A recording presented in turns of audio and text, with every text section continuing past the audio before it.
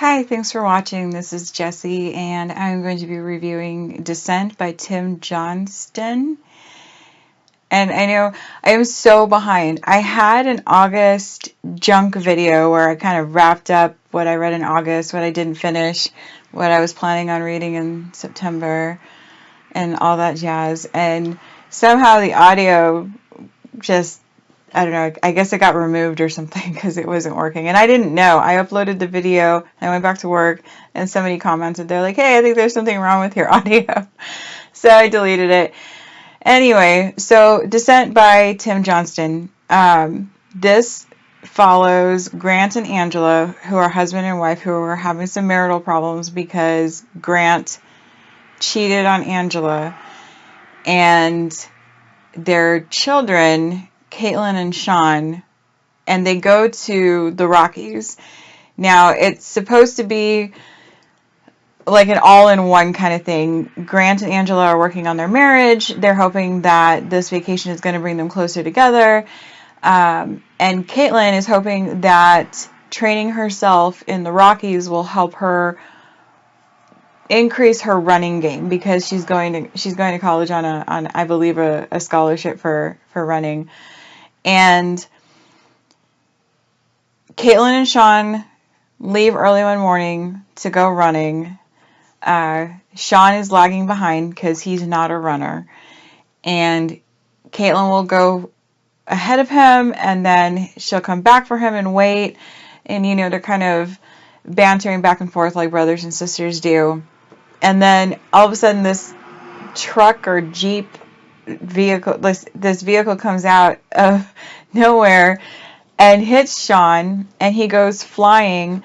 And Caitlin can immediately tell that there's something wrong with his leg because it's in a bad angle. So she goes to him and she's trying to wake him up, and he's not responding. And the guy in the truck stops and he's like, well, I'll take you down to the bottom of the mountain so you can call 911. She goes, well, why don't you go and get the police for me, and I'll wait here with my brother so he's not alone. And the guy's like, well, I might get to the bottom of the mountain and decide that I don't want the hassle of explaining why I hit him, so you can either come with me now or chance the possibility that I won't send help. And right there, Caitlin realized that there was probably something wrong, but she still feels like she has no choice. So she gets into the truck with this guy. Grant and Angela are, they're in the hotel room.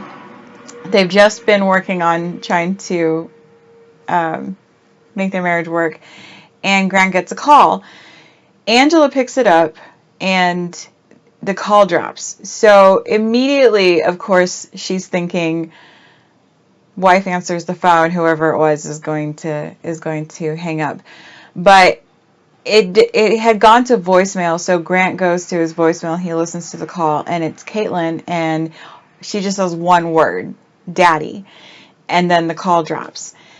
And then they get a call from the police department, the sheriff out there, and they're like, hey, we have your son. And they're like, well, what about the girl? And they're like, well, there was no girl out there. So they go to the hospital. Sean's leg is seriously messed up. He goes through extensive surgery. They have pins in his leg. It's pretty bad. And meanwhile, they're setting up search parties for Caitlin. They're looking for Caitlin. The town, the cops, the parents, the brother, they're all looking for Caitlin. They stay at the hotel that they were staying at for months. They drain their finances, and eventually Grant says that Angela needs to go back home and take Sean with her so that Sean can have some semblance of normality, and Grant will stay there and wait to see if Caitlin ever reemerges. So that's basically the beginning of the book. And the rest of the book is we're following the breakdown of this family. You see Grant, he gets a job working for the sheriff's father. He helps him out on the ranch, taking care of the ranch, the horses. And Sean does go back to, I believe it was Wisconsin that they were from, with his mom, but he's not the same. And so eventually his dad comes and gets him because the mom isn't doing so well. And he takes him back to the Rockies with him.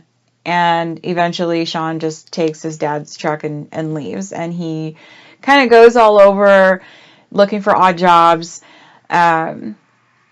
The father, of course, he doesn't call the cops on his son or the fact that he stole his truck. He just kind of keeps going.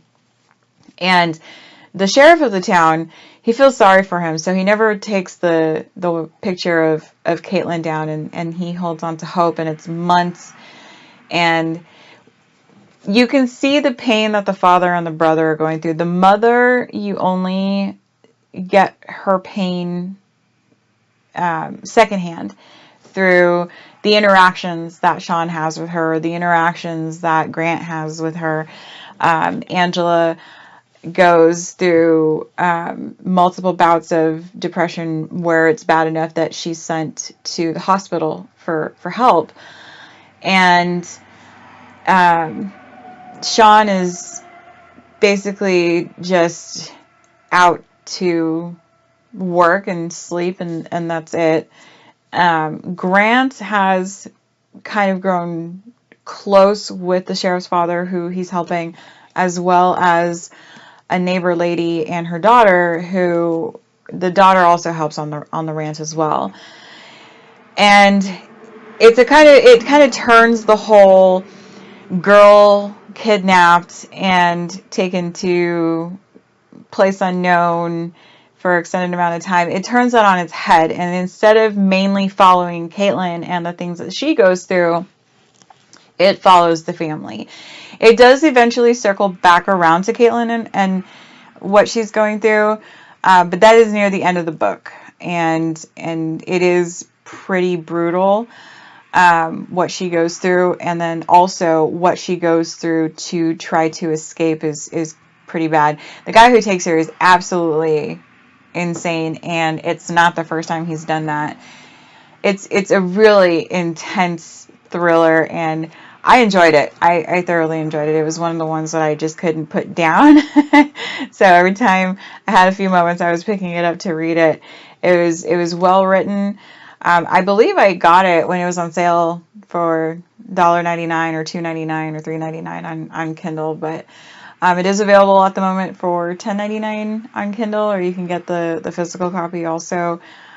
I enjoyed it. If you like the thriller aspect if you like thriller genre, this is definitely a good one. And the author, I think, did a really good job kind of digging into how one tragedy can just snowball into so many more tragedies, like the destruction of a family, the remaining children feeling as though they don't matter because everything is just being put into finding the missing child. So I don't want to give away too much, so I'm going to kind of stop there because I feel like if I keep going, I'm going to give away the ending. And I don't want to give away the ending because you haven't read it yet. So thank you so much for watching. Like and subscribe below.